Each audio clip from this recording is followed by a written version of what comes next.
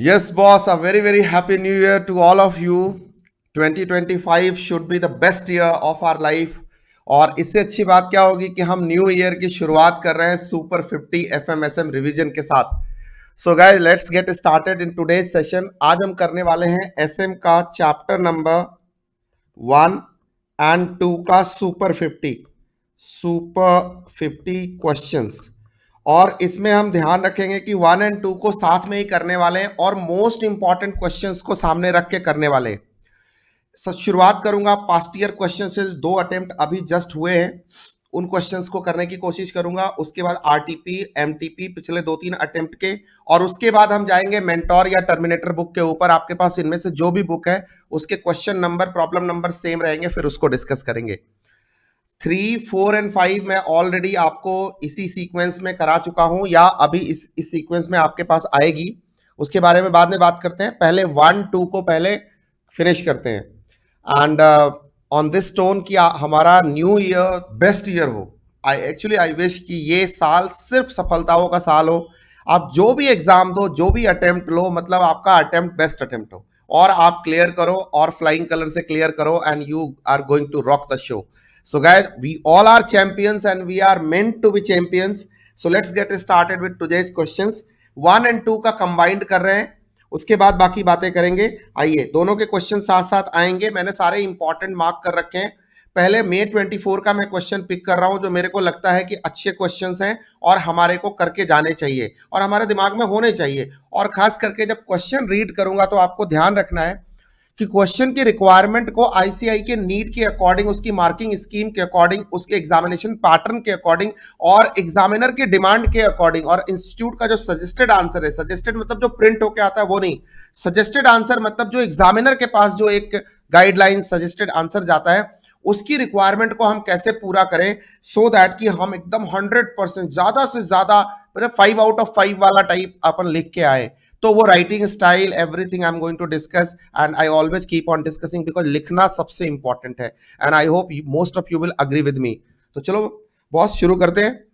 And एकदम happy mood में शुरू करते हैं। बढ़िया बढ़िया क्वेश्चन आएंगे और हम उसको निपटाने वाले हैं।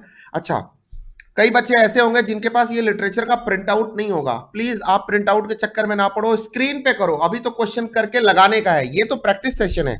स्क्रीन पे किया, क्वेश्चन समझा, दिमाग में आ गई बात, कर दिया, डन, आगे चलो। अब इस क्वेश्चन को दोबारा देखने की कोई ऐसी जरूरत नहीं है। इस क्वेश्चन का हमने पोस्टमार्टम यही कर देना है। अगर पेन से टूटने वाला हुआ तो पेन से तोड़ेंगे, अगर बुलडोजर लगा के तोड़ने वाला हुआ तो बुलडोजर से तोड़ेंगे। Do it whatever, but we have to crack the question. Anyways, चलो स्टार्ट करते हैं। ये क्वेश्चन बड़ा ही पॉपुलर क्वेश्चन है, काफी बच्चों ने देख ही लिया होगा। नहीं देखा तो अब देखो, जिन्होंने नहीं देखा। Elvis global. और याद रखना, इस क्वेश्चन में मैं एक चीज बताऊंगा कि एक सिंपल दिखने वाले टॉपिक को भी प्रेजेंट कैसे करना है। तो Elvis global is a famous OTT platform facing fierce competition from its competitor and changing consumer preferences. हाँ, नेटफ्लिक्स से लेकर अमेजॉन प्राइम तक दुनिया भर के हैं, ठीक है, Disney, Hotstar etcetera. This has made it difficult to retain customer as the existing television channels are also launching their own platform. आज हर कोई अपना OTT प्लेटफॉर्म लॉन्च कर रहा है। जैसे पहले वेबसाइट लॉन्च करते थे, ऐप लॉन्च करते थे, अब OTT प्लेटफॉर्म लॉन्च करते हैं। हमारा भी OTC वर्चुअल का अपना OTT प्लेटफॉर्म है। The company has appointed Raghav. याद रखना, 2 चीजें, एल्विस ग्लोबल और राघव, इसको भूलना नहीं है आंसर लिखते हुए। ये मैं एक क्वेश्चन दे रहा हूं। To lead the company forward and sales and marketing manager as the sales and marketing manager. है तो ये मिडिल लेवल का बंदा, ध्यान से सुनना, मिडिल लेवल मैनेजमेंट है, फंक्शनल मैनेजर है, मिडिल लेवल मैनेजर है, लेकिन एट द सेम टाइम इसको कुछ स्ट्रेटेजिक जिम्मेदारी उसको इंप्लीमेंट करने की दी जा रही है। Raghav needs to design creative and innovative advertising campaigns and to gain competitive edge, engage the public and capture the market। देखो, इसका गोल एंड ऑब्जेक्टिव बहुत ही क्लियर है कि बेटा तो अच्छी एडवर्टाइजमेंट कैंपेन तैयार करनी है, स्ट्रेटेजिक लेवल के हिसाब से आपको आइडेंटिफाई करना है, रिप्रेजेंट मतलब उसके हिसाब से आपको पब्लिक को एंगेज करना है, कैप्चर करना है मार्केट को, और कॉम्पिटिटिव एडवांटेज लेना है। तो ऑब्वियसली एक कॉम्पिटिटिव स्ट्रेटेजी की जरूरत है मुझे। Identify the strategic level that represent Raghav's role as Elvis global. तो बहुत ऑब्वियस सी बात है, ये सेल्स एंड मार्केटिंग की बात हुई है तो उसका मैनेजर है, तो फंक्शनल लेवल मैनेजर है, तो इधर कोई दिक्कत नहीं है। देखो, बहुत इंपॉर्टेंट है। उसके बाद as the strategic advisor highlight the various benefit of strategic management in overcoming different challenges to Raghav. अब यहां ध्यान से सुनना, आपसे जो क्वेश्चन पूछा गया है राघव के बारे में नहीं पूछा गया है। अब इस क्वेश्चन को ज्यादातर बच्चों ने जो आंसर किया था, मैंने आंसर्स देखे हैं जो उनकी आरटीआई की कॉपी आई है, तो ये सेशन ऑल अबाउट दिस है, क्योंकि एग्जाम एकदम सिर पे आके मंडरा रहा है। ज्यादातर बच्चों ने क्या किया है, इस क्वेश्चन का आंसर करते हुए एक गलती करी है कि वो समझ रहे हैं कि राघव को क्या बेनिफिट है, राघव बेनिफिट डिसाइड कर रहा है। नहीं, राघव तो एक फंक्शनल लेवल मैनेजर है, उसे तो तुम स्ट्रेटजी बना के दोगे, उसका काम है उसका प्रॉपर एग्जीक्यूशन करना at bottom level. Strategies are implemented at lower level through operating plans, और इसका ऑपरेशन है मार्केटिंग एंड सेल्स। तो वो अपने ऑपरेटिंग प्लान्स को एग्जीक्यूट करेगा, बट ओवरऑल स्ट्रेटजी टॉप बनाएगा।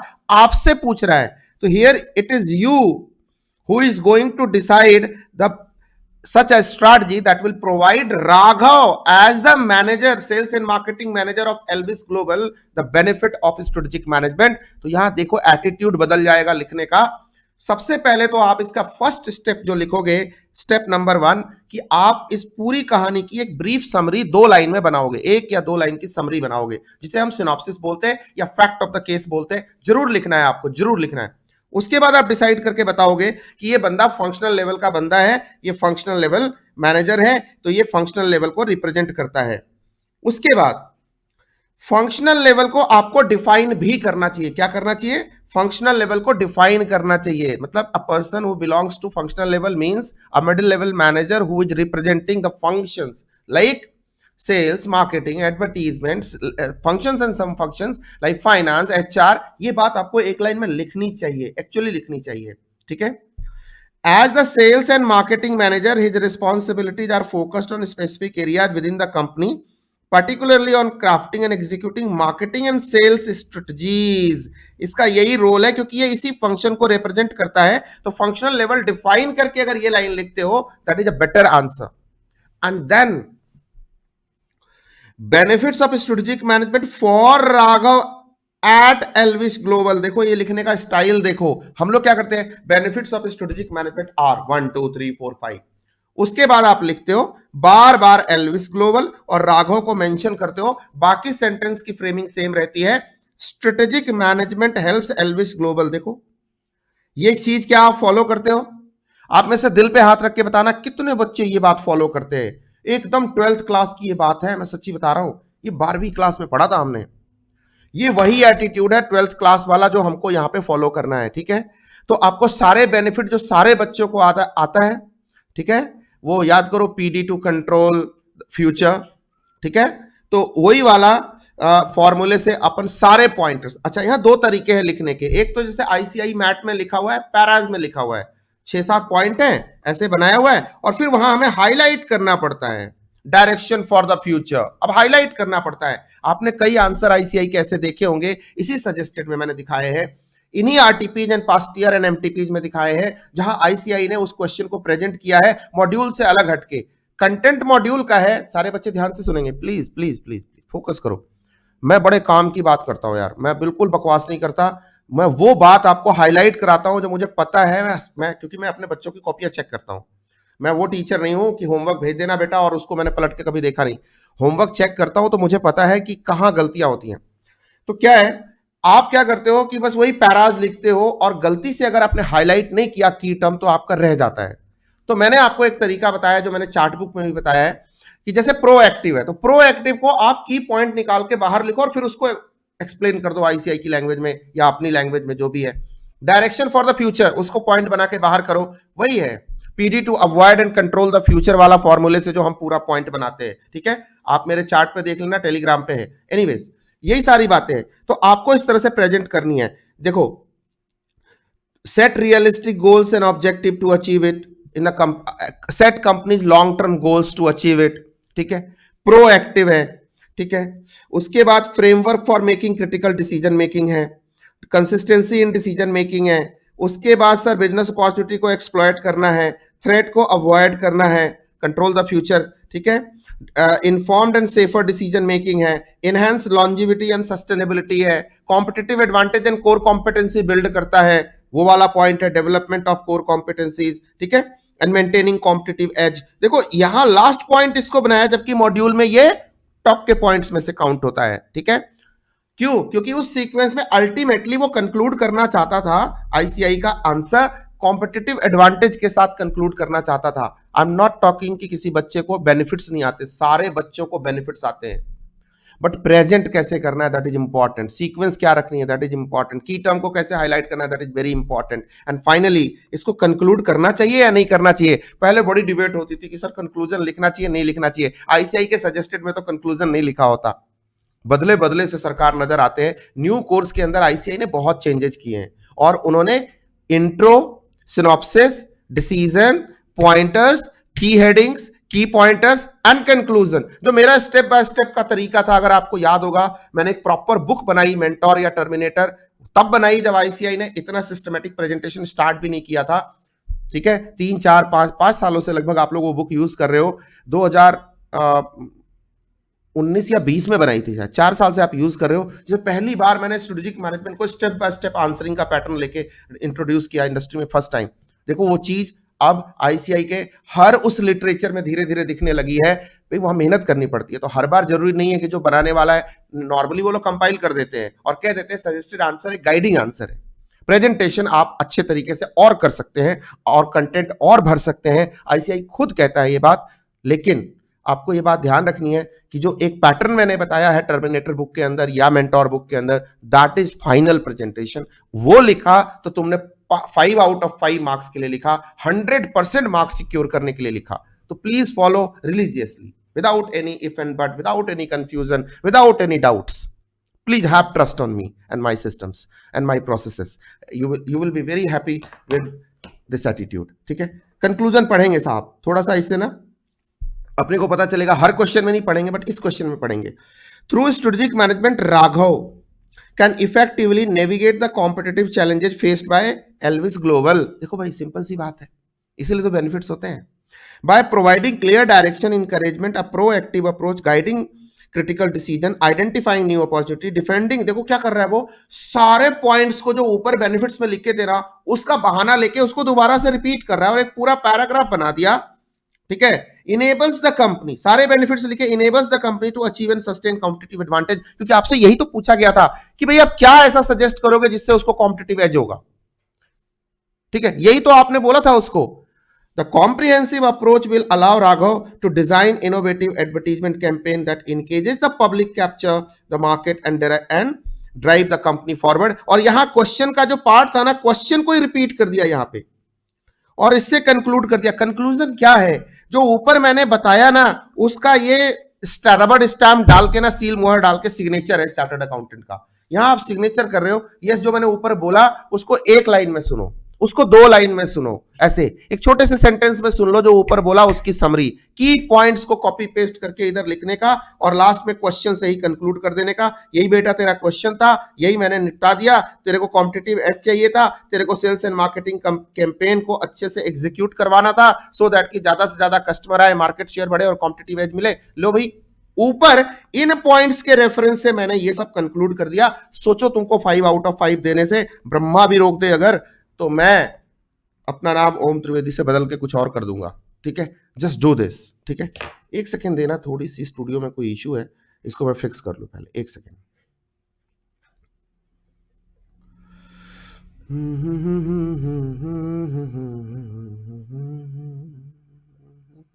ये चली गई क्या लाइट, चक्कर क्या है भाई, कुछ तो गड़बड़ है। एनीवेज चलिए आज इसी के साथ जिंदा रहना पड़ेगा, ओके नो इश्यूज। चलो भाई शुरू करते हैं, आइए अगला क्वेश्चन देखते हैं।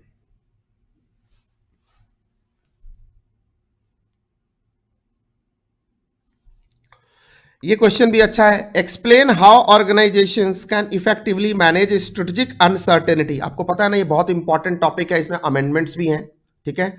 इन a rapid changing business environment, ये क्वेश्चन करके जाना क्योंकि ये क्वेश्चन हो सकता है किसी केस स्टडी में भी बना के पूछा जाए।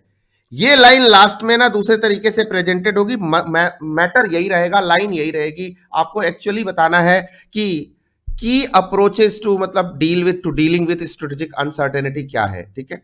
तो ऑफ कोर्स फ्लेक्सिबिलिटी है, डाइवर्सिफिकेशन है, मॉनिटरिंग एंड सिनेरियो प्लानिंग है, उसके बाद रेजिलियंस बिल्डिंग है, कोलैबोरेशन एंड पार्टनरशिप है, और भी पॉइंट्स हो सकते थे, बट ये आईसीआई के 5 ही पॉइंट है, आपको ध्यान रखने, ज्यादातर बच्चों को ध्यान भी होगा। ठीक है, अच्छा जी, ये क्वेश्चन अच्छा क्वेश्चन है कि company mission statement is typically focused on it's present business scope, explain that significance of mission statement. Plain simple question है, कुछ अच्छे क्वेश्चन में देखने की कोशिश कर रहा हूं। चैनल वाला क्वेश्चन रिपीट होने के चांस नहीं है अब। ठीक है, फॉरवर्ड इंटीग्रेशन, बैकवर्ड इंटीग्रेशन, ये सब हम ऑलरेडी कर चुके हैं। सितंबर 24 को हम पास ऑन करेंगे और हम आ जाएंगे मई 24 के आरटीपी के ऊपर। सारे बच्चे जरा मई 24 के आरटीपी पे आ जाइए। इसमें से क्वेश्चन देखते हैं। पहला ही क्वेश्चन देखो, एबीसी फार्मास्यूटिकल्स का। हो सकता है ये क्वेश्चन आपके मेंटोर में भी हो, वहां नहीं करेंगे, यहीं पे करते हैं। ABC pharmaceuticals, leading pharmaceutical company. ध्यान से सुनना, फार्मास्यूटिकल कंपनी है तो पहले ही दिमाग में बिठा लो कि एक फार्मा कंपनी है, बहुत सारी गोलियां वोलियां आती हैं, नहीं मतलब अपने को जरूरत पड़ती है। is in the process of formulating its strategic intent बनाना चाहता है, मतलब आपसे ही पूछने वाले हैं कि बेटा बता दे इसका इंटेंट, मतलब vision, mission, basically goals, objective कैसे बनाने हैं। The top management of the ABC wants to define the company's future direction, achieve its objectives and goal. This aim is to create, their aim is to create a vision, their aim is to create a vision, वो सारा बोझ हमारे ऊपर डालने वाले हैं, and set the organization apart and provide a roadmap for future growth। अच्छी बात है। ABC Pharmaceuticals aspires to enrich the lives of the people। ध्यान से सुनना, यहां लिखा है पॉइंट, यहां से शुरुआत होती है जहां आपको कॉपी पेस्ट करना है। Aspiration to reach, to enrich the lives of people, मतलब आपका जो गोल होना चाहिए ना, आपका जो विजन होना चाहिए ना, वो पीपल के लाइव्स को इनरिच करने का होना चाहिए। तो ये आपके विजन एंड मिशन का पार्ट होना चाहिए। By producing high quality pharmaceutical product, ये रहा प्रोडक्ट। आपको पता है ना, विजन मिशन में मैंने 4 बातें हमेशा बताई है कि आपको 4 चीजों का ध्यान रखना है। CPT, market focus, C for customer, P for product, T for technology और market for market. CPT market का डायरेक्शन ही हमारा विजन और मिशन है। बस विजन फ्यूचर ओरिएंटेड होता है, मिशन प्रेजेंट की बात करता है। ये 4 बातें आपके विजन स्टेटमेंट में, मिशन स्टेटमेंट में, एक में फ्यूचरिस्टिक और एक में प्रेजेंट फॉर्म में होनी ही चाहिए। आपको ये लिखना है, ये मेंशन करना है, और वो आपको क्वेश्चन में ही मिलेगा। तो फर्स्ट पॉइंट आपको क्वेश्चन में मिल गया विजन मिशन लिखने का। दूसरा पॉइंट को हाई क्वालिटी फार्मास्यूटिकल प्रोडक्ट है तो प्रोडक्ट मिल गया, कस्टमर क्लियर है, प्रोडक्ट क्लियर है। अब मार्केट की बात कर लेते हैं। एट कॉम्पिटिटिव प्राइसेस, ये भी एक इंपॉर्टेंट पॉइंट है, प्राइसिंग कैसी हो। Want to become the world's leading pharmaceutical company by 2030। देखो यहां पे ही आपका विजन स्टेटमेंट क्लियर है कि 2030 तक we want to be the leading competitor to, and we wish to enrich the lives of the people। ऐसा हो सकता है, या by enriching the lives of the people। okay, based on this context, draft a vision and mission statement that could be formulated by the top management of ABC Pharmaceuticals। बड़ा ही boring question लग सकता है आपको, लेकिन मेरे लिए बड़ा interesting question है। The reason is, vision draft कर रहा है, हर बच्चा अपना विजन ड्राफ्ट करेगा। क्या आपको विजन को डिफाइन करना चाहिए ड्राफ्टिंग से पहले? मैं कहता हूं यस, आपको करना चाहिए। मतलब सबसे पहले आप बोलोगे कि मैं एबीसी फार्मास्यूटिकल लिमिटेड का विजन मिशन लिखने जा रहा हूं। विजन से मेरा मतलब यह है, vision means futuristic direction of the company, है ना, futuristic position where the company wants to be a blueprint for the company's future, right. So that is my imagination, idea, DNA of the organisation. आपको जैसे लिखना है, आप strategic vision को define कर दीजिए। आई डोंट थिंक कि ये रट्टा मरवाने की मुझे जरूरत है, ठीक है। अब ध्यान से सुनो, अब इसके बाद जब लिखने की बारी आएगी तो इसको सेपरेट इन्वर्टेड कॉमा में आपको लिखना है, और ये फ्यूचर के लिए लिखना है। देखो क्या लिखा है इसने, क्वेश्चन को ही उतारा है। To be the globally recognised leader in pharmaceutical innovation and enriching the lives of the people world wide by providing high quality, adorable and accessible pharmaceutical product. इसने एक सेंटेंस में क्लियर कर दिया। यहां से इसने उठाया कि मैं करना क्या चाहता हूं, want to become the world's leading pharmaceutical company, point 1। Point 2 उठाया इसने, enriching the lives of the people and through the products. और उसके बाद चूंकि कॉम्पिटिटिव प्राइसिंग है तो ये यहां का मैटर नहीं है, ये तो मिशन का मैटर है, और इसके लिए गोल्स एंड ऑब्जेक्टिव भी सेट करेंगे। एक चीज और जोड़ दी, इनोवेशन, टेक्नोलॉजी जोड़ दी। इसने किया क्या, कस्टमर को फोकस किया, टारगेट को, टेक्नोलॉजी को फोकस किया, मार्केट को फोकस किया, और कस्टमर, प्रोडक्ट, टेक्नोलॉजी, मार्केट, चारों को फोकस करके ये सेंटेंस बनाया। आप इसको पढ़ लीजिए, ये स्टैंडर्डाइज सेंटेंस हो सकता है। किसी भी कंपनी की बात हो, प्रोडक्ट बदलेगा, मार्केट बदलेगी, टेक्नोलॉजी इनोवेशन सेम रहेगी, और हर ऑर्गेनाइजेशन, हर एक बिजनेस चाहता है कि मैं लोगों के लाइफ में वैल्यू ऐड करूं। ये बात आपको लिख देनी है, बात खत्म। ये है सर टू बी, ये है आपका विजन। तो ये आपको बार बार रटने की जरूरत नहीं है, बस एक फ्रेमवर्क दिमाग में तैयार करना है, यू हैव टू राइट। अब मिशन की बात कर लेते हैं। मिशन को डिफाइन किया, मिशन क्या हो सकता है? अभी मिशन बहुत लंबा चौड़ा लिखते हैं कई लोग, और कई लोग छोटा भी लिखते हैं। बच्चों को कंफ्यूजन होती है कितना लिखूं, 5 मार्क्स का क्वेश्चन है, जरूरी है आप लंबा चौड़ा लिखो? कोई जरूरी नहीं है। लेकिन मैं क्या क्या चीजें उसमें मेंशन करूं कि कंपनी क्या क्या कर रही है। What बिजनेस आर वी इन, पहले तो ये सेंटेंस आप याद रखो। ये सोचना बहुत आसान है, मुझे पता है। मैं बच्चों से बात करता हूं, उनको लिखने के लिए देता हूं, हर किसी को लगता है मिशन क्या है, लिख दूंगा। लेकिन जब वो लिखने चलते हैं तो वहां उनकी क्रिएटिविटी चेक होती है। तो क्रिएटिविटी के लिए उनको वो पंच लाइन नहीं मिलती कि शुरुआत कहां से करें। बोलो कितने लोगों के साथ ये प्रॉब्लम होती है? दिल पे हाथ रख के सच सच बताना, झूठ नहीं बोलना। सर प्रॉब्लम होती है, ज्यादातर बच्चों के साथ प्रॉब्लम होती है। क्या है? व्हाट बिजनेस आर वी इन, पहले तो इसी को डिफाइन करना है। इसका मतलब हम प्रेजेंट की बात कर रहे हैं ना, हम फ्यूचर की बात तो नहीं कर रहे। मतलब हम क्या क्या कर रहे हैं। अभी तो बड़ी बड़ी बातें कर दी ना यहाँ पे, we want to enrich the lives of the people. करो भाई, इनरिच कैसे करोगे? What is the answer? Answer is mission. Mission is the action mode of vision. क्या है? Mission is the action mode of vision. तो action में दिखाओ करके। आपको well being of the individual करना है, तो कैसे करना है? By relentlessly pursuing excellence in pharmaceutical research, innovation करना है ना। आपको एक्सेल करना है, आपको लोगों की लाइफ्स को इनरिच करना है, तो दवाइयां बनानी है, मार्केट को कैटर करना है, सही प्राइस पे देना है। ये सब तो है ही मेरा मिशन का पार्ट। लेकिन करना कैसे है? बिना रिसर्च के होगा क्या? इनोवेशन के होगा क्या? तो कैसे करोगे? R&D करोगे, डेवलपमेंट करोगे, मैन्युफैक्चरिंग करोगे, तभी तो ये आपका मिशन हो गया। आपको सीए बनना है, करोगे कैसे? पढ़ना पड़ेगा। तो आप बोल रहे हो जी मैं तो पढ़ाई करूंगा, दबा के पढ़ाई करूंगा, बहुत मेहनत करने वाला हूं, मैं बहुत मेहनत कर रहा हूं, बहुत पढ़ाई कर रहा हूं। ये सब मिशन है, यू आर ऑन मिशन। हाँ, कितनी पढ़ाई कर रहे हो वो गोल्स एंड ऑब्जेक्टिव है। से अब आप बोलोगे थियोरेटिकली डिफाइन करना, इसको बहुत आसान होता है। विजन, मिशन, गोल, ऑब्जेक्टिव, ये ऑब्वियसली 11th-12th क्लास की बात है। अगर मैं 5वीं 6ठी क्लास में भी डाल दूं तो हर बच्चा लिख देगा, ठीक है। लेकिन जब किसी ऑर्गेनाइजेशन के विजन मिशन लिखने की बात आती है तो बड़े बड़े दिमाग लगते हैं, बड़े बड़े तुर्रम खां यूज करते हैं अपना दिमाग। ये वाला पॉइंट रह गया। अब देखो, प्रोड्यूस करेगा safe, effective and sustainable medicine. किसके लिए? उस मार्केट के लिए जिसकी address unmet needs, medical needs and enhance the quality of the life of the patients. Customer कौन है? तो अभी हमारा क्या है? मोटा मोटा ध्यान से सुनो, कस्टमर, प्रोडक्ट, टेक्नोलॉजी, मार्केट तो है ही। कॉम्पिटिटिव एडवांटेज गेन करना है, हमारे जो लोग हैं उनके लिए, पीपल जो हमारे लिए काम कर रहे हैं उनका ध्यान रखना है, ऑर्गेनाइजेशनल फिलॉसफी है उसको भी फॉलो करना है, और साथ ही साथ हमें हमारे लिए फाइनेंशियल बेनिफिट भी लेके आने हैं। इतना सारा हमारा मिशन है, हमें वैल्यू क्रिएट करनी है, ये मिशन का पार्ट है। तो वो करो ना, करो, करके दिखाओ। तो वो सब लिखना है। Through innovation, collaboration, ethical practices, आगे ना सारी बात। We aim to make a positive impact on global healthcare and become the trusted partner of healthcare providers and patient alike. This is the mission statement. Mission में हर चीज हम करके दिखा रहे कि ये सब हम करने वाले। लिस्टिंग करनी है, करनी है। विजन को अचीव करने के लिए ये सब करेंगे तो ही हम ये सब कहला पाएंगे कि हाँ, हमने विजन को चरितार्थ करके दिखाया, उसको जी के दिखाया। ऐसे समझो सिंपल भाषा में। तो अब ये क्वेश्चन दोबारा नहीं करेंगे। अब कोई भी विजन मिशन आएगा आप निपटाओगे वंस एंड ऑल। लिमिटेशन बहुत इंपॉर्टेंट है, ये कर लेना। बहुत ही सिंपल सा क्वेश्चन है बट बहुत इंपॉर्टेंट है। अब सर स्ट्रेटेजिक एनालिसिस का ये क्वेश्चन है, कॉम्पिटिटिव लैंडस्केप। गजब, ध्यान से सुनो क्वेश्चन कैसा फ्रेम होगा। एक क्वेश्चन करते हैं, सीएल पे दूसरा क्वेश्चन नहीं करेंगे। Riya Sharma owns a confectionery business in Jaipur specializing in homemade chocolates and candies despite holding a substantial market share in the central region. पहले तो जिनके प्रोडक्ट है ना वो अपने को बहुत अट्रैक्ट करते हैं, मेरे लिए तो बहुत अच्छे हैं। मतलब मेरे को तो मजा ही आ जाए अभी कोई चॉकलेट भेज दे मेरे को। एनीवेज, तुम लोग नहीं भेजना। हर business has experience declining sales of these products over the last few years.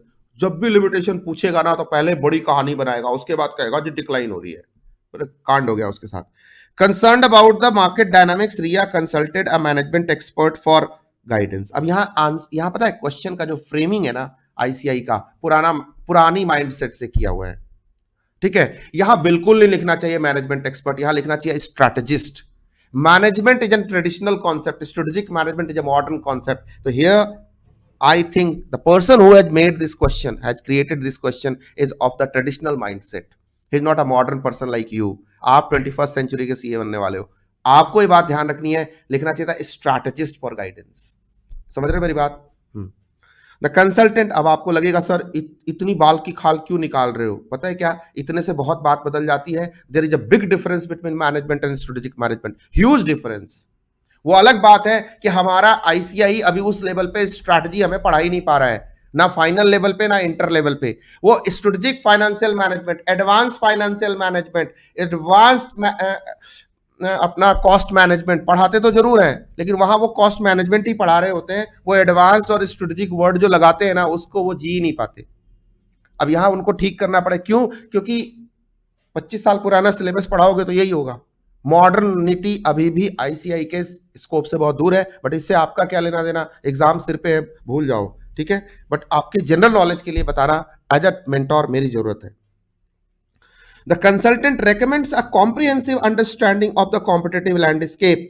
बहुत सारे क्वेश्चन में ये बात नहीं लिखी होगी, आपको यह बताया जाएगा कि वो कंपटीशन की स्टडी करना चाहता है और उसके थ्रू एक फ्रेमवर्क डेवलप करना चाहता है, और क्या स्टेप होंगे उस फ्रेमवर्क के अंदर जो रिया फॉलो करे to understand the competitive landscape to address the sales decline. एक बार क्वेश्चन आया जिसमें लैंडस्केप की चर्चा ही नहीं थी, बस एक बिजनेस एनालिसिस। कॉम्पिटिटिव लैंडस्केप क्या है? एक बिजनेस एनालिसिस है। उस क्वेश्चन में बार बार लिखा हुआ था it is a business, which kind of business analysis Riya can do. ऐसा भी क्वेश्चन हो सकता है। उस केस में आपकी बत्ती जलनी चाहिए, मेंटोस खाए बगैर। मेंटोस खाओ, दिमाग की बत्ती जलाओ नहीं। मेंटोस खाए बगैर मेरे कॉन्सेप्ट से दिमाग की बत्ती जलनी चाहिए। बेटा ये तो सर ने बताया था, उस क्वेश्चन को दूसरे तरीके से कैसे फ्रेम किया जा सकता है, और वो चीज कॉम्पिटिटिव लैंडस्केप के पास लेके जाती है, वो लिखूंगा। गलती से मैं माइकल पॉटर 5 फोर्सेस मॉडल में नहीं घुस जाऊंगा। कंपटीशन की बात आती है तो पूरे स्ट्रेटेजिक मैनेजमेंट में तो कंपटीशन की बात हो रही है ना, कॉम्पिटिटिव एडवांटेज के ऊपर ही तो पूरा सब्जेक्ट है।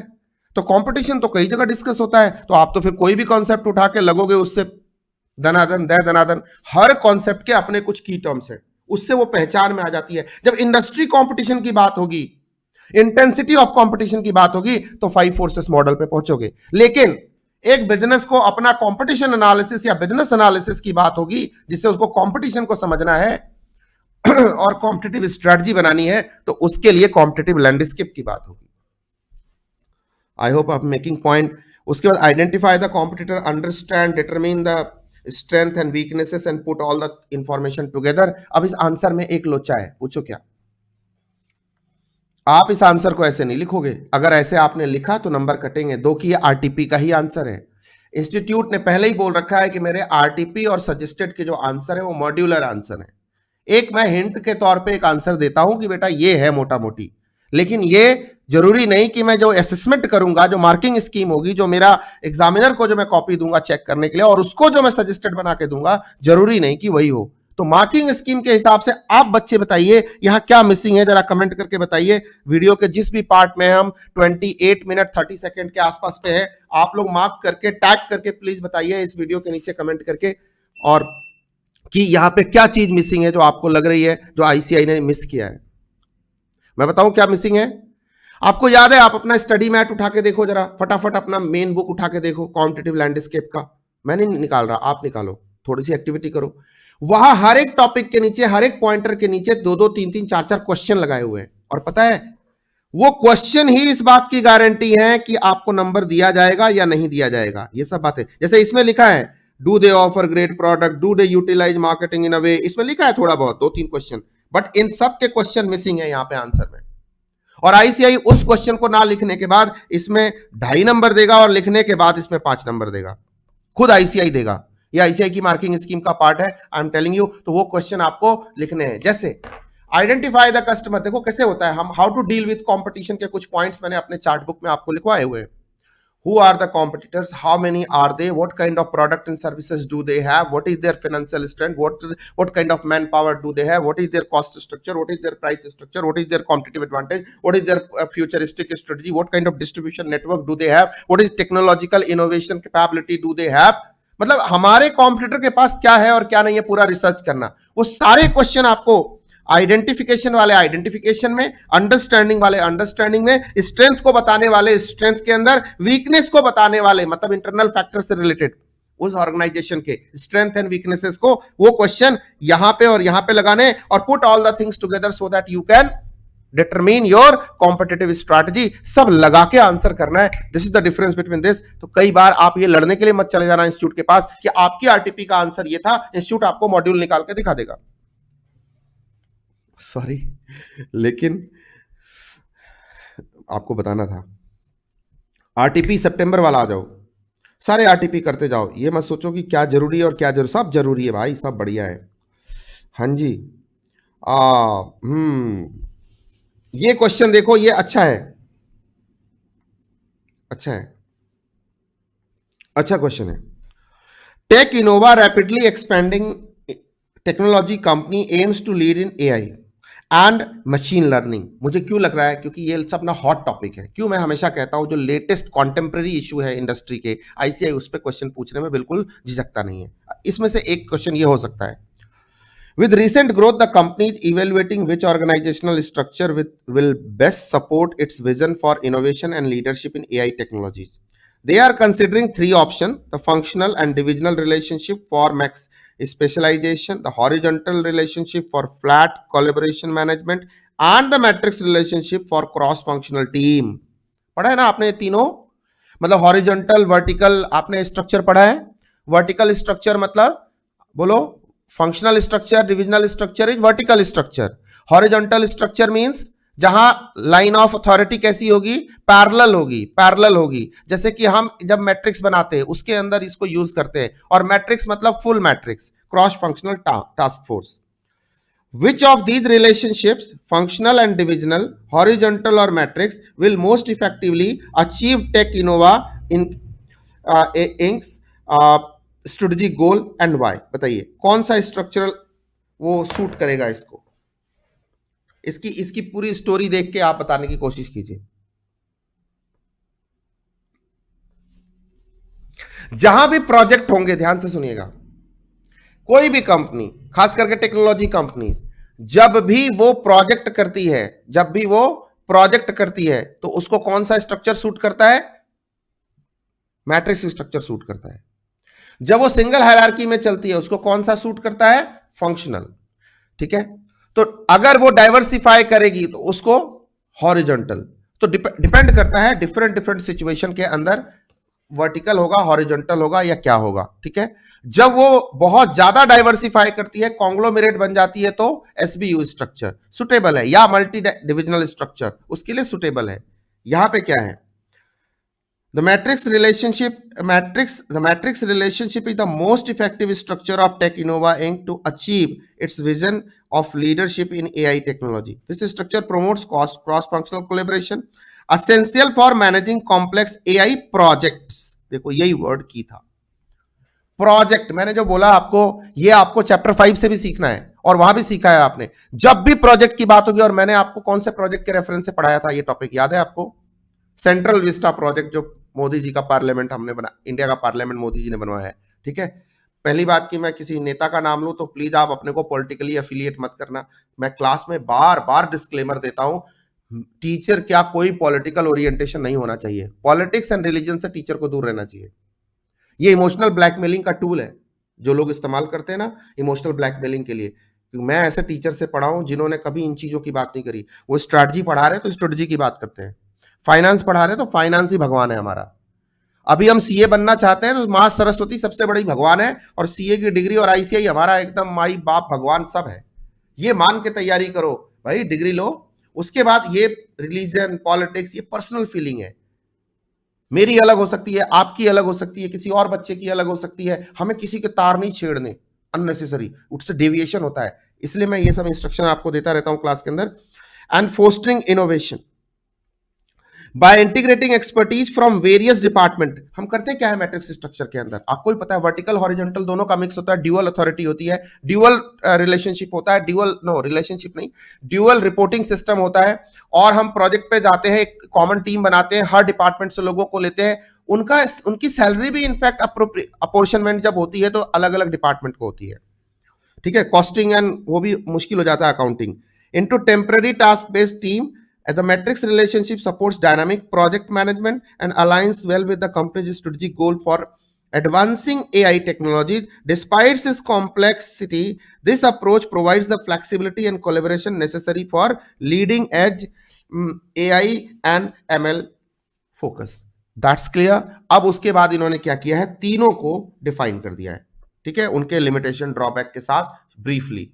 Very good answer. ये क्वेश्चन आप करके जाना इस अटेम्प्ट के लिए, very very hot and most probable question, 5 out of 5 लेके आना भाई। अगर मान लो ये वाला क्वेश्चन नहीं आया और आपसे एक स्ट्रक्चर नहीं पूछा, तो ये समझ लो कि ये रिलेशनशिप पूछ लेगा, वो तीनों टाइप के, functional and divisional, horizontal and matrix, इस पे क्वेश्चन आ जाएगा। I hope you will do this. अब हम आगे बढ़ सकते हैं, चैप्टर 2 में आइए। हाँ ठीक है, ये तो बहुत ही इजी है, पीएलसी वाला। A company has recently launched a new product in the market. ध्यान से सुनना, ध्यान से पढ़ना और इस क्वेश्चन को मैच करना। एक क्वेश्चन कल हमने डिस्प्यूट किया था चैप्टर नंबर 4 में, 3 या 4 में एक क्वेश्चन आएगा स्टार वाला, जो मैंने कहा था कि आईसीआई का आंसर गलत है, या आगे आप जो आगे देखेंगे तो उनको आगे मिलेगा। Initially it face slow sales growth, limited market and high prices. However, over time the demand for product expanded rapidly, prices fell and competition increased. Identify the stages of the product life cycle that the company went through. Of course यार, introduction and growth की बात हो रही है, question clear है, but पूछने का तरीका बदल गया। अब इसमें सर डिफरेंस क्या है, बोलो आंसर में डिफरेंस क्या है? क्या इतना आंसर आईसीआई को डाइजेस्ट हो जाएगा? क्या इस पे वो 5 आउट ऑफ 5 मार्क्स दे देगा? नहीं देगा। आपको कैसे देना चाहिए आंसर इसका? सबसे पहले ना इसका एक लाइन का बताना चाहिए कि जो कंपनी न्यूली लॉन्च हुई है, it looks like it is in the introduction stage, not looks like, it is in the introduction stage. Exam का आंसर लिखते हुए कभी नहीं लिखना चाहिए I feel that, I believe that, I think so. अगर ऐसा लिखा ना आई फील दैट और एग्जामिनर फीलिंग लेने पे आ गया, तो तुम इमेजिन करो क्या होने वाला है। फील ले लेगा वो अच्छे से, ठीक है, कह के लेगा। तो ध्यान से सुनो, तो कभी ऐसा मत लिखो, जब भी लिखो कंफर्मेशन में लिखो। Yes, according to the above statement, this is my decision, it is in introduction stage and second वाला in the growth stage. Done. उसके बाद आप पीएलसी को डिफाइन करो, what is product life cycle. Then उसके बाद इंट्रो स्टेज और growth stage को डिफाइन करो, और देन उसके बाद इसका जो शेप है, इसका जो डायग्राम है वो बना के दिखाओ, मॉडल बना के दिखाओ। भाई 5 नंबर लेने हैं, ये 2 लाइन देख करके वो 5 नंबर क्यों देगा? फिर आप बोलोगे कि हम फालतू चीजें क्यों लिखे, हमसे कहां पूछा गया है? पूछा नहीं गया है। कुछ चीजें एक्सप्रेस्ड होती है, लॉ में पढ़ा है आपने, कुछ चीजें इंप्लाइड होती है, यहां इंप्लाइड है, no debate in this. I know many people can criticise me, sir आप फालतू लिखने के लिए बोल रहे हो। मैं इसका पहले 2 लाइन यहां लिखूं, फिर उसके बाद पीएलसी को डिफाइन करो, फिर ये लिखूं तो ये लिखूं, ये तो लिखना ही था, और फिर डायग्राम और बनाओ। 3 चीजें आपने एक्स्ट्रा बोल दी, बड़े गंदे हो आप। ऐसा मान लेना, मत लिखना, फिर देख लेना खेल। हाँ लिख देना यार प्लीज, मेरे लिए लिख देना। Question number 10, Rajiv Arya owns an electric appliance company specialising in manufacture of domestic vacuum cleaner. मैं भी बनाना चाहता हूं एक ऐसी company. The market is competitive with 4 other manufacturers offering similar products and achieving comparable sales volume. Additionally, these rivals hold several patents related to the vacuum cleaner technology. The supplier base for raw material is extensive with multiple suppliers available. Identify and explain the significant forces for Potter's 5 forces framework that are relevant to Rajiv Arya. बताओ भाई कौन कौन से forces relevant है राजीव आर्या के लिए, बताओ। Supplier तो बहुत ही इंपॉर्टेंट है, सप्लायर का प्रेशर रहेगा। पेटेंट है तो ठीक है, अच्छी बात है। तो ये एक फैक्टर सबसे बड़ा फैक्टर है जो यहां राजीव। तो आपको क्या लगना, bargaining power of the supplier, इसी पे पूरा आंसर कॉन्सेंट्रेट करना है। But based on the fact of the case you will write The competitive rivalry will be significant force in case of company for Rajiv Arya, as all the rivals are similar in size and are manufacturing similar products. तो एक तो हो गया rivalry, direct competition, और दूसरा हो गया it is difficult for any single manufacturer to dominate the market. Large number of patents will make it difficult for new entrant to break into the market. दूसरा हो गया एंट्री बैरियर, और तीसरा हो गया there are large number of small supplier, तो power that suppliers can exert will also be low. तो तीन फैक्टर यहां पे हो गए, एक सप्लायर का, एक हमारा न्यू एंट्रेंट का, और एक डायरेक्ट कंपटीशन का. Threat from the direct competitor, threat from the new एंट्रेंट, and bargaining power of the supplier. And just explain all these three. नहीं, इतना लिख के नहीं छोड़ना आपको, तीनों को एक्सप्लेन करना है, तीनों की इंपॉर्टेंस बतानी है, मतलब वो किस तरह से हमें इफेक्ट कर सकते हैं. अगर डायरेक्ट कंपटीशन है तो वो प्राइस पे हिट करेगा, वो वैल्यू एडिशन पे हिट करेगा, और सप्लाईज पे भी हिट करेगा. ठीक है, cost of the supply high होंगे क्योंकि इंटेंस बैटल है. दूसरा, अगर न्यू एंट्रेंट है तो एंट्री बैरियर. अच्छा, उसके फिर डील करने के पॉइंट एक छोटे से लाइन में सारे पॉइंट लिखने हैं, जैसे मार्केट का साइज क्या है, ग्रोथ रेट क्या है, फिक्स्ड कॉस्ट इन्वॉल्व क्या है, एग्जिट एंट्री बैरियर है या नहीं है, वो सारे पॉइंट. मैं ये नहीं कह रहा कि सारे pointer how to deal with the threat from the direct competition वाले जो भी माइकल पॉटर ने बताए हैं, मैं ये नहीं कह रहा उनको एक्सप्लेन करो, बट एक लाइन में मेंशन करो डिफाइन करते हुए, एक लाइन फैक्टर को डिफाइन करते हुए, और एक लाइन में सारे पॉइंटर्स डील करने वाले लिख के आपको कंक्लूड करना है. इससे आपको 2 लाइन मिल गई एक टॉपिक के अंदर. फिर सिमिलरली आप सप्लायर के बारे में लिखोगे, सप्लायर बार्गेन्स व्हाट, इसका इंपैक्ट कहां होगा, हमारे कॉस्ट पे होगा, हमारी वैल्यू क्रिएशन के ऊपर होगा, ये आपको बताया हुआ है, ये लिखना है. प्लस हाउ टू डील, सारे पॉइंट. सप्लायर, एक तो उसमें पॉइंट होगा परचेजिंग साइज होगा, ठीक है, सप्लायर वाले में वर्टिकल इंटीग्रेशन का पॉइंट होगा, डिफरेंशिएशन का पॉइंट होगा, स्विचिंग कॉस्ट होगा. ये सारे पॉइंट आपको एक लाइन में लिख के कंक्लूड कर देना है. तो 2 लाइन में आपको सप्लायर का बार्गेनिंग पावर एक्सप्लेन करना है, और फिर न्यू एंट्रेंट के बार्गेनिंग पावर, न्यू एंट्रेंट के थ्रेट को आपको 2 लाइन में डील करना है. पहले न्यू एंट्रेंट का इंपैक्ट जो प्राइस पे और वैल्यू पे इंपैक्ट डालता है, सीधी सी बात है, और फर्दर इसको डील करने के लिए एंट्री बैरियर क्रिएट करना होता है. अगर एंट्री बैरियर है तो इंटेंसिटी ऑफ कंपटीशन लो होगी, अगर एंट्री बैरियर नहीं है तो इंटेंसिटी ऑफ कंपटीशन हाई होगी. सिंपल. उसके बाद स्टेप बाय स्टेप, देखो अभी लिख के नहीं बता सकता, मैं बोल ही सकता हूं. उसके बाद what you have to do, लिखना है कि कौन कौन से वो पॉइंटर्स हैं. तो न्यू एंट्रेंट के थ्रेट के लिए क्या है, साइज है, स्केल है, स्विचिंग कॉस्ट है, उसके बाद एक्सपीरियंस कर्व, लर्निंग कर्व है, इकोनॉमिक ऑफ स्केल है, उसके बाद आपका ऑफ कोर्स न्यू एंट्रेंट के लिए डिफरेंशिएशन है. ये सारे 5-6 पॉइंट्स को मेंशन करते हुए एक सेंटेंस बना देना है. देखो सारी नॉलेज आपके पास है, अब इसके लिए आपके पास आर्ट होना चाहिए कि कब आप इसको एक्सपेंड कर सको और कब इसे कॉन्ट्रैक्ट कर सको. कई बच्चों को ये आर्ट नहीं होता, वो तो पूरा डिटेल में ही लिखना जानते हैं. उस पूरे एक पेज को क्या 2 लाइन में हम समरी बना सकते हैं. प्रेसिज राइटिंग इसीलिए बच्चों को 9, 10, 11, 12 में सिखाई जाती है, आपके सिलेबस का पार्ट होता है. और इसीलिए मैं हमेशा बोलता हूं कि कोई भी केस स्टडी आए उसका एक प्रेसिज राइटिंग लिखना है, प्रिसाइज राइटिंग लिखना है यहाँ पे, जिसे हम बोलते हैं synopsis, fact of the case. एक लाइन में या 2 लाइन में ये पूरे ऊपर की कहानी को हम नीचे समरी कर देंगे, और उसके बाद जजमेंट देंगे, उसके बाद बॉडी टेक्स्ट लिखेंगे. और बॉडी टेक्स्ट में भी स्टेप बाय स्टेप, पहली पारा में तो आपने बता दिया कि 3 चीजें इन्वॉल्व है, लेकिन आगे उन तीनों को फिर एक्सप्लेन करना है. ठीक है, ये आपको फिर बताता हूं. आरटीपी के जो आंसर्स हैं ये सिर्फ सैंपल आंसर हैं, इन पे आप ये नहीं कह सकते कि भैया ऐसा है कि आईसीआई ने तो ये लिखा था. अब जनवरी 25 वाले देख लेते हैं. ये आप जो आरटीपी हमने कराई है जनवरी 25 के, ये क्वेश्चन आप वहां से देखिएगा. ठीक है, बस हमारा ये वाला पोर्शन हो गया. अब मैं एमटीपीज में देख लेता हूं अगर मेरे लिए कोई रेलिवेंट क्वेश्चन है जो डिस्कस करना चाहिए या नहीं करना चाहिए. यस, ये अच्छा क्वेश्चन है, जरा देखिए पार्ट 2 का. एमटीपी का क्वेश्चन है, Swati is the marketing manager eight software company. She is responsible for developing and implementing marketing strategies for the companies product. Swati leads a team of marketing professionals and works closely with the product development team. ये वही वाली बात हो गई जो question अभी किया था, उसी का रिपीट टेलीकास्ट है, फंक्शनल लेवल वाला. ये भी डन है. एबीसी कॉर्पोरेशन, ठीक है, आप ये क्वेश्चन आया भी है, इस टाइप का क्वेश्चन, ये बहुत ही इजी क्वेश्चन है.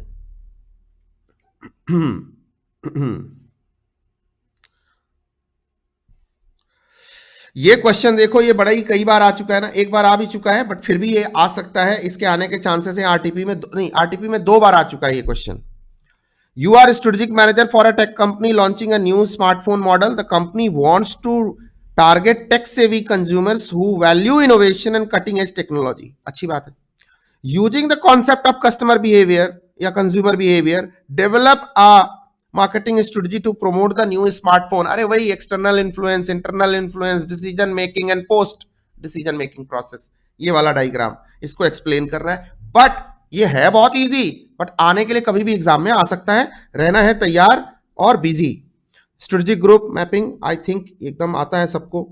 यहाँ पे कोई ज्यादा टेंशन वाली बात नहीं है. ये सब क्वेश्चन हम कर चुके हैं ऑलरेडी, लगभग क्वेश्चन कर चुके हैं. ये वाला क्वेश्चन क्या है? हाँ, आपको भी पता है ना, इस बार प्रोएक्टिव एंड रिएक्टिव से क्वेश्चन आने, बट कैसा क्वेश्चन आएगा I don't know. But proactive reactive में आंसर कैसे करना है, I hope this is clear to all of you. मैंने रिवीजन में भी किया है, यहां भी करा रहा हूं. ABC retail chain regularly monitors consumer trends and supply chain flexibility. अच्छी बात है. The retail chain tracks consumer trend to adjust its offering, ensuring they meet customer needs. Simultaneously, it maintains a flexible supply chain to respond swiftly to the demand fluctuations. जैसे Walmart करता है. This strategy enables ABC retail chain to anticipate market shift, जिसको हम कहते हैं predictive analysis करना. क्यों Facebook के साथ, मेटा के साथ, क्यों रिलायंस जियो ने टाई अप किया, उसको अपना 10% market share, 10% share holder share दिया अपने कंपनी के अंदर, just for the data, so that they can analyse and they can do predictive analysis कि कस्टमर आगे फ्यूचर में कैसी बाइंग करेगा, इस कस्टमर को आगे भविष्य में किन चीजों की रिक्वायरमेंट हो सकती है. बहुत बड़ा बॉल गेम है डेटा को एंटिसिपेट, डेटा को एनालाइज करना और उसके बेसिस पे डिमांड को एंटिसिपेट करना. And adapt to them effectively, ensuring the competitiveness and customer satisfaction. Which type of strategy is the retail chain employing? देखो भाई, ये तो एडवांस में कर रहा है, इन एडवांस आगे के लिए तो प्रोएक्टिव है. The retail chain is employing a strategy that combines both proactive and reactive element. Proactive कहां पे है? प्रोएक्टिव तब है जब ये डेटा को एडवांस में एनालाइज करके एंटिसिपेट करता है. रिएक्टिव तब है जब ये कस्टमर की डिमांड को समझ के एंड देन उसके बेसिस पे अपनी स्ट्रेटजीज बनाता है. Monitoring consumer trends and adjusting product offerings accordingly demonstrate a proactive approach to anticipate and meet customer need. On the other hand, maintaining a flexible supply chain to respond quickly to the change in demand reflects a reactive strategy to address unforeseen shift in the market. अब देखो इसको कैसे answer करना है. ये line लिखने से पहले आपको इसकी समरी बना के ही बतानी पड़ेगी ना कि कौन प्रोएक्टिव है कौन रिएक्टिव है. ठीक है, उसके बाद ये प्रोएक्टिव ये रिएक्टिव आपने एक्सप्लेन किया, बट क्या इतने से बात खत्म हो जाएगी? आपको वो वाला डायग्राम भी बनाना चाहिए कि कंपनी की एक्चुअल स्ट्रेटजी, फिर उसके बाद प्रोएक्टिव रिएक्टिव, नहीं, current strategy, proactive reactive, abandoned strategy, then actual strategy and then conclusion. ये क्वेश्चन हम ऑलरेडी देख चुके हैं, तो आगे जाएंगे. ग्रीन थ्रिफ्ट कंपटीशन में सस्टेनेबल फैशन ब्रांड्स. ठीक है, ये लो, ये क्वेश्चन देखो जरा, question number 1C, good question. Green Thrift INCs, a sustainable clothing retailer, is experiencing a surge in popularity due to the growing awareness of the environmental issue among consumers.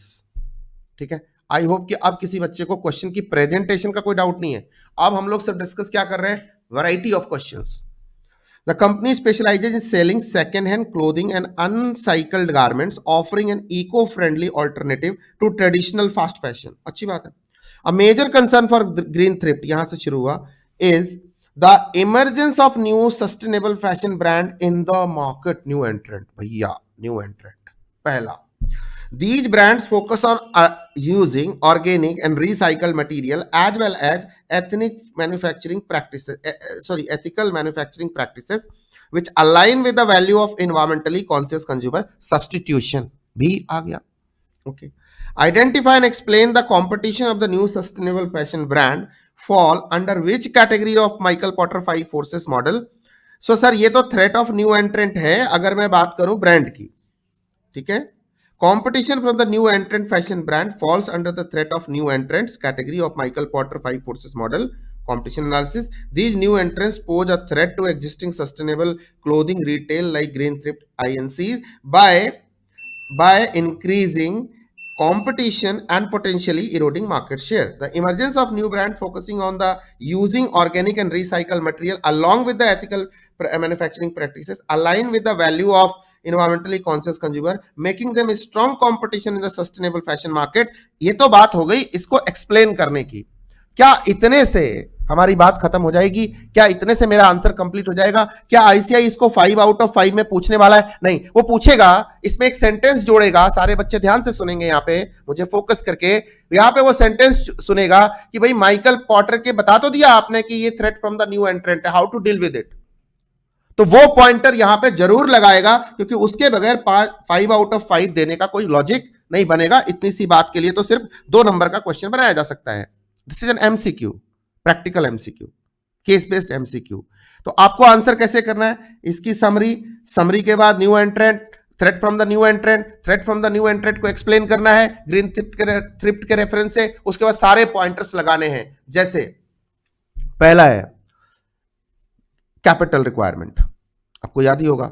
दूसरा है differentiation, तीसरा है switching cost, ऐसे सारे scale, economies of scale, experience and learning curve, ये सारे pointer लगाने हैं। और इसका इंटेंसिटी ऑफ कंपटीशन के ऊपर क्या इंपैक्ट पड़ता है एक्सप्लेन करते हुए आपको कंप्लीट करना answer. This is the question. अच्छा क्वेश्चन है, इस क्वेश्चन के आने की पूरी संभावना किसी भी अटेम्प्ट में बनी रहती है। इस अटेम्प्ट में भी आएगा। Hot question for this. Benefit तो ठीक ही है। स्ट्रेंथ वीकनेस हमने कर लिया, बहुत अच्छा, गुड। ये भी आरटीपी 1-2 चैप्टर नंबर 1-2 से रिलेटेड जो भी था, सॉरी एमटीपी हमने कवर किया। विजन मिशन हमने ऑलरेडी डिस्कस कर लिया है। Now will keep on completing it.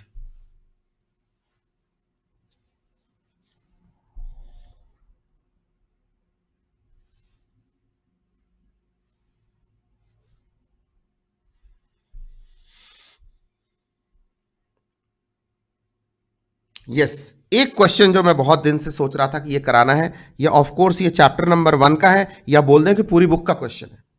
पूरी बुक का क्वेश्चन है, मिला जुला। अगर आपको पूरा 5 चैप्टर आपने अच्छे से पढ़ रखा है, ये आंसर आप करोगे। ठीक है।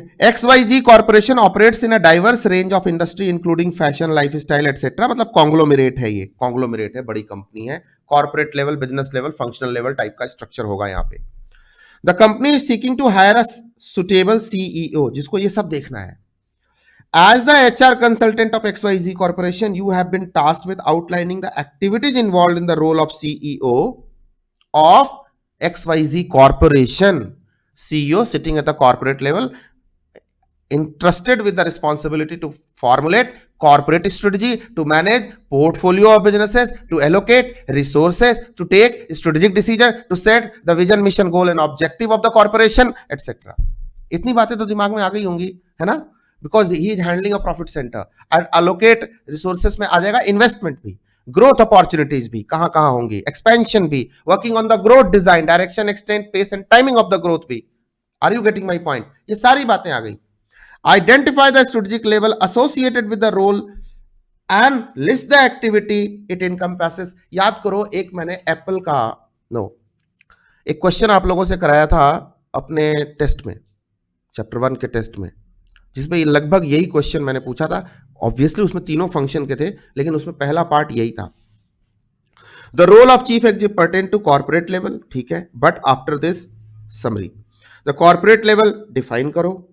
Role of CEO at corporate level, oversee development of the strategies for the whole organization, means whole conglomerate corporation, not a business, एक एसबीयू के लिए नहीं। Define the mission goal of the organization, vision भी लिखो।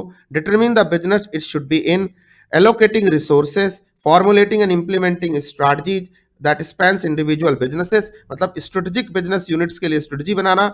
Providing leadership for the organization, ensuring that the corporate and business level strategies which company pursue are consistent with maximizing, मतलब wealth maximization ultimate इसका गोल है। एक बात से मुझे objection है, फॉर्मुलेटिंग एंड इंप्लीमेंटिंग नहीं होना चाहिए। कॉर्पोरेट लेवल पे सीईओ इंप्लीमेंट नहीं करता, बट ये मॉड्यूल की लैंग्वेज है। What to do, what not to do, रटना पड़ेगा, रट लो। समझ गए मेरी बात? आप समझ रहे हो मेरी बात? सुन रहा है ना तू?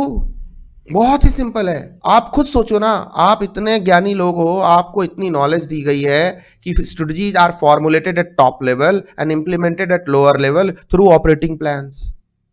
तो भाई एसबीयू की और कॉर्पोरेशन की स्ट्रैटेजीज को बिल्ड करने की तो पावर है उसके पास। एक इंप्लीमेंट करना मतलब वो खुद थोड़ी करेगा यार इंप्लीमेंट, है ना। मुकेश अंबानी को बोलो यार चलो यार आज मार्केट में चलते हैं यार, आज सेल करके आते हैं भाई, ऑर्डर लेके आते हैं, चल भाई चल ऑर्डर लेके आते हैं। बोलेगा अबे पागल हो गया क्या, तेरे जैसे मैंने कितने पाल रखे ऑर्डर लाने वाले। हाँ गुस्सा हो जाएगा वो। हाँ मतलब होना भी चाहिए, सीईओ है भाई। सीईओ होने के बाद कोई बोले अब सर टैली पे बैठ के थोड़ा अकाउंटिंग वाउंटिंग कर दो यार, बोलेगा भाई यार आर्टिकल किस लिए है, मतलब बेइज्जती नहीं कर रहा, बच्चे ही सीखेंगे ना, बच्चे ही तो करेंगे छोटे से, मतलब आप लोग पहले करोगे वो ओवरसी करेगा, वो समझाएगा, स्ट्रेटजीज बताएगा, एएस के रूल्स बताएगा, आपको गाइडिंग प्रिंसिपल्स बताएगा और बोलेगा करना कैसे है। करना तो आपने है। तो ये गलत है ना, सेंटेंस गलत है, बट क्या है कि मॉड्यूल में लिखा हुआ है तो क्या करोगे, रटना है, रटनतम रटनतम रटनतम। Managing the divestment and acquisition process, ठीक है, कॉर्पोरेट लेवल का काम है। Buyers can exert considerable pressure on business, do you agree. कौन नहीं यार अग्री करता है, बट गिवन कंडीशंस के अंदर, तो वो सारे कंडीशन, बायर इज नॉलेजेबल, है ना, इंडस्ट्री का प्रोडक्ट बहुत इंपॉर्टेंट है, बायर का साइज लार्ज है, डिफरेंशिएशन है, वर्टिकल इंटीग्रेशन पॉसिबिलिटी है, ये सारी बातों को मेंशन करके आपको लिखना है। स्विचिंग कॉस्ट हाई है या लो है, इस पे लिखना है, ठीक है, done, very good, good question, ये भी हो गया। और भी एमटीपी है, वाह खत्म होने का नाम ही नहीं ले रहा भाई, कितने एमटीपी लगा दिए हैं। ठीक है, इजी क्वेश्चन है। और ये नोटेक, ये तो भाई ये सिनेरियो रिपीट हो रहा है, अब रिपीट हो रहे हैं क्वेश्चन, रिपीट हो रहे हैं। केएसएफ, ठीक है, डिस्ट्रीब्यूशन सिस्टम, डिफरेंट चैनल्स, बार बार पूछ रहे हैं चैनल वाले, करना भाई, करके रखना है इसको। असेंशियल्स ऑफ स्ट्रेटेजिक विजन, बहुत ही सिंपल, ठीक है। हाँ, एग्जीक्यूशन प्रोसेस सिंपल, पेस्टल बिल्कुल simple, no wasting of time, strategic group mapping बिल्कुल सिंपल, ठीक है। स्ट्रेटेजिक ग्रुप किसे कहते हैं, मैपिंग किसे कहते हैं, 4 स्टेप्स, डन, लॉक करें। और ये क्वेश्चन आपको इस क्वेश्चन में कभी नहीं मिस करना है, ये लिखोगे तो नंबर सारा यहीं पे है, 2 नंबर यहीं पे है कि किस बेसिस पे हम स्ट्रेटेजिक ग्रुप मैपिंग करते हैं।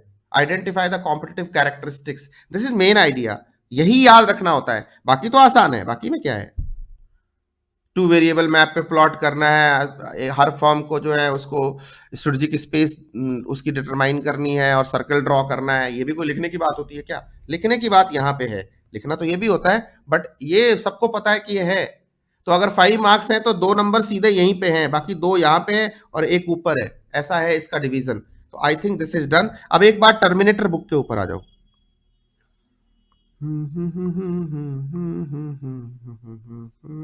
और यहां मैं सिर्फ क्वेश्चन देखूंगा, गो थ्रू करूंगा कि कोई क्वेश्चन अगर मुझे कराना हुआ तो कराऊंगा, बाकी तो मेरे को लगता है कि मैंने लगभग कवर कर दिया है। लेवल्स कवर कर दिए, बहुत इंपॉर्टेंट है, प्रोएक्टिव रिएक्टिव बहुत इंपॉर्टेंट है, ये डायग्राम ध्यान से देखना है और ये कंक्लूजन आपके टिप पे होना चाहिए। कोई भी प्रोएक्टिव रिएक्टिव का क्वेश्चन हो, ये 2 चीजें तो कॉमन है, आपको इतना सेंटेंस उसके अंदर एंटर कराना ही कराना है, आप सवाल ना करो ज्यादा, आपको कराना ही कराना। ये मेरी आपको एडवाइस नहीं है, ये मेरी आपको इंस्ट्रक्शन है, बाकी फॉलो करना ना करना आपकी मर्जी है। मतलब मैं सिर्फ प्यारी बातें नहीं करूंगा जिससे कि आपको बहुत अच्छा लगे, मतलब सर क्या पैम्पर करते हैं, मैं पैम्पर करने वाला आपको दिख रहा हूं मुझे नंबर लाके दो। फिर बता रहा हूं, ये इतना जरूर लिखना है। अब यह यमी टेस्टी फूड है, क्वेश्चन बदल जाएगा, नाम बदल जाएगा, कहानी सेम रहेगी। Yes, I hope you got it. इस चैप्टर से रिलेटेड जो कुछ भी डिस्कस करना था आई थिंक कर लिया है। एक वो रिलेशनशिप था लेवल्स के बीच में, वो भी डिफाइन कर लिया, वो तीनों लेवल हमने कर लिया, बहुत अच्छा था। एबीसी फार्मास्यूटिकल कंपनी भी कर ली, हाँ ठीक है, बिजनेस सारे लेवल्स कर लिए, जो इंपॉर्टेंट है सारा कर लिया है। चैप्टर 1 से मेरे को कोई दिक्कत नहीं है। ध्यान से देखो, ये वाला क्वेश्चन ही था, ये वाला क्वेश्चन नंबर 29, ये नवंबर 23 में ऑलरेडी आ चुका है। एकदम यही स्ट्रक्चर में आपको आंसर देना है कि कॉर्पोरेट लेवल है, सीईओ है, सीईओ की ड्यूटीज क्या है, ठीक है। और हो सके तो ये की पॉइंट्स को ध्यान में रख के ऐसे हाईलाइट करके 8 पॉइंट बनाओगे आप। ये सेम क्वेश्चन मैंने डिस्कस कर लिया। चैप्टर 2 में आ जाइए। हाँ, ये ओटीसी लाइफ स्टाइल वाला क्वेश्चन था जिसमें मैंने कहा कि मैंने सारे लेवल, टॉप मैनेजमेंट और लेवल्स के बीच का डिफरेंस भी क्रिएट किया है, ठीक है। ये हमारे टेस्ट में भी था, बच्चों ने किया है। एप्पल वाला क्वेश्चन प्रोएक्टिव रिएक्टिव के लिए था, ये बच्चों ने किया है। ठीक, आगे बढ़िए, बस इससे ज्यादा कोई क्वेश्चन नहीं करना। ठीक है, यहां पे अगर आ गए तो एक्सपीरियंस कर्व सारे को पता है तो स्किप करेंगे। मैं कोई प्रैक्टिकल क्वेश्चन देख रहा हूं, अगर कोई ढंग का मिला, ये जरा क्वेश्चन देखना। वैल्यू फॉर मनी कर तो लिया यार, कर लिया ये क्वेश्चन हमने। ये ध्यान से देखो, अभी अभी क्या होगा, कोई कोई क्वेश्चन ऐसा होगा, यहां पे तो कॉम्पिटिटिव लैंडस्केप लिखा हुआ है, मैं जो कहना चाह रहा था, यहां भी कॉम्पिटिटिव लैंडस्केप लिखा हुआ है, यहां भी कॉम्पिटिटिव लैंडस्केप लिखा हुआ है। ये तीनों क्वेश्चन जो अब तक मैंने आपके सामने रखे हैं, सब में हिंट के तौर पे कॉम्पिटिटिव लैंडस्केप लिखा हुआ है। लेकिन अगर मेरे जैसा क्वेश्चन सेटर होगा, नहीं लिखेगा, नहीं, आपको परेशान करने के लिए, कंफ्यूज करने के लिए नहीं, मैं इनफैक्ट आपको और सुलझा दूंगा। कैसे? मैं क्या लिखूंगा, a business analysis which identifies competitor either direct और इनडायरेक्ट, मैं इसको मेंशन करूंगा, बोलूंगा इस एनालिसिस का, इस मॉडल का, इस टेक्निक का पता करके बताओ। अब बच्चा ये चीज अगर ध्यान में, आइदर ये लिखा रहेगा और ये लिखा रहेगा, तो डेफिनेशन इसलिए इंपॉर्टेंट है सीए इंटर और फाइनल के अंदर, कि आपको डेफिनेशन से क्वेश्चन पकड़ने के लिए, डेफिनेशन पूछे नहीं जाते, और डेफिनेशन से आप क्वेश्चन को सजाने के लिए यूज करते हो। सो डेफिनेशन पता होनी चाहिए, रटो फायर्ड नहीं, जरूरी नहीं आईसीआई को रट के रखा है बिल्कुल वर्ड टू वर्ड, एक आध वर्ड आगे पीछे हो सकते हैं, मीनिंग सेम रहनी चाहिए, लेकिन वो इसलिए इंपॉर्टेंट है कि क्वेश्चन को पिक करना आसान होता है। क्वेश्चन जब हम नहीं पिक कर पाते किसी भी टॉपिक के अंदर, तो हमारी प्रॉब्लम होती है, हमें कॉन्सेप्ट नहीं आ रहे, इसलिए दिक्कत है। सीधे क्वेश्चन पकड़ लेते हैं, जरा क्वेश्चन घुमा देता है तो समझ में नहीं आता सर क्या लिखूं इसके अंदर। ये प्रॉब्लम तभी है जब कॉन्सेप्ट की प्रॉब्लम है, rest there is no problem, you are wise enough. हाँ, और जो क्वेश्चन लगाने की बात मैं कर रहा था, देखो हर किसी का आइडेंटिफाई, उसके नीचे देखो क्वेश्चन है, this answers the question, this answers the question. Next में आ जाओ तो और ज्यादा, this answers the question strength, this answers the question weakness, and put all the things together, this answers the question. तो एक्सप्लेनेशन तो ठीक है, बट ये क्या सवालों के जवाब देता है कॉम्पिटिटिव लैंडस्केप, ये मेंशन करना सबसे ज्यादा जरूरी है, क्योंकि नंबर यहीं पे छुपा हुआ है। एबीसी कर लिया,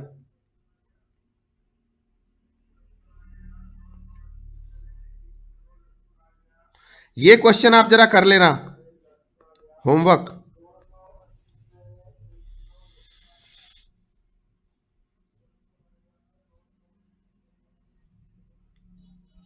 एक सेकेंड और, इको कैरी बैग 2 की मैंने आपको रिवीजन में करवा दिया है। इजी एक्सेस, जस्ट 1-1 मिनट लगा के आपको करना और कुछ नहीं करना, हो गया, just leave it. Green thrift वगैरह कर लिया हमने। बेबी टर्टल, बस ये होमवर्क, 3 क्वेश्चन आपको होमवर्क के लिए दिए, just for practice, you just practice it. बाकी चैप्टर 1 एंड 2 के जो सुपर 50 थे मेरी तरफ से डन है, मैंने क्वेश्चन टारगेट किए, इंपॉर्टेंट क्वेश्चन की लिस्ट में एक बार फिर बोल देता हूं।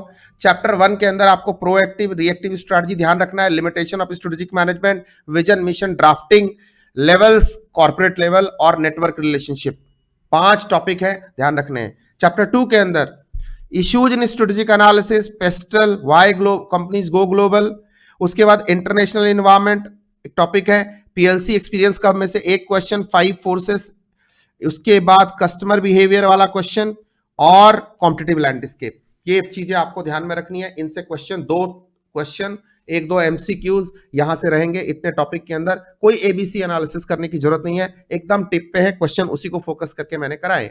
I wish you all the best. ठीक है, चलिए अब चैप्टर 3, 4 एंड 5, बाकी आपकी प्रिपरेशन कैसी चल रही है मुझे एक बार कमेंट करके बताना। स्ट्रेटेजिक मैनेजमेंट के सुपर 50 के बाद के साथ साथ हमने जो एफएम का सुपर 50 किया है, वो हमने वर्किंग कैपिटल मैनेजमेंट किया है, कैपिटल बजटिंग किया है, लीवरेज किया है, ईबीआई टीपीएस किया है, एक चैप्टर और किया है, कैपिटल स्ट्रक्चर आज आएगा, फैक्टरिंग मैंने अलग से किया है, और क्या रह गया, और रेशियो बहुत कवर कर दिए हैं, बाकी रेशियो का भी एक टॉपिक और करना मेरे को बाकी है, और डिविडेंड डिसीजन ऑफ कोर्स। ठीक है, तो ये मोटे मोटे चैप्टर जो थे हमने लगभग कर दिए हैं। अब एक सेशन, एक दिन में 2 सेशन लगाऊंगा और आपका एफएम का भी सुपर 50 मेरी तरफ से कंप्लीट हो जाएगा। So wish you all the best, I hope you enjoyed the session, thank you, आगे बढ़ते हैं।